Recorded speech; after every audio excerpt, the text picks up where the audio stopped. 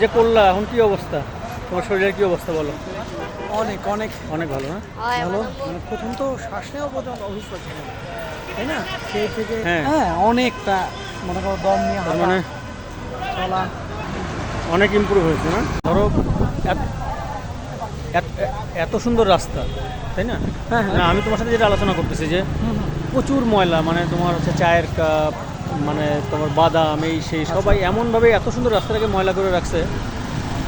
দেখো এই যেটা বললো আর কি, হুম। খেয়াল করো, এটা হ্যাঁ। ইচ্ছে করলেই কিন্তু সম্ভব। হ্যাঁ একেবারে ঝকঝকে রাস্তা। হ্যাঁ এটার ব্যাপারটা তুমি একটু খেয়াল করো, এই যে মোড়ে মোড়ে মনে করো হ্যাঁ। খাবার বেচতেছে, এটা যে ফার্স্ট স্টল, হুম। এখানে ডাব বেচতেছে, এখানে পানি হুম। বেচতেছে। হ্যাঁ। ওরা যদি জাস্ট ওদের সামনে একটা করে ঝুড়ি রাখে, হুম। আর যারা খাচ্ছে তাদেরকে বলে ভাই খাওয়াটা শেষ করে জাস্ট এখানে ফেলে, এক্স্যাক্টলি, আমরা সবাই যদি একটু সচেতন হই। হ্যাঁ, এইটুকু শুধু যদি করে এই রাস্তাটা ওই যে একটা কথা বলে না যে আমরা শিক্ষিত মানুষেরা শহরটাকে ময়লা করি, আর সকালে সেই অশিক্ষিত মূর্খ লোকেরা পরিষ্কার করে। হ্যাঁ, একদম একটু সচেতন হলে কিন্তু আমরা আমাদের শহরটাকে অনেক এটুকু লাগে সুন্দর না। হ্যাঁ এবং পরিষ্কার রাখতে পারি, তাই না? ওকে, চলো, অনেক রাত হয়ে গেছে, চলো যাই।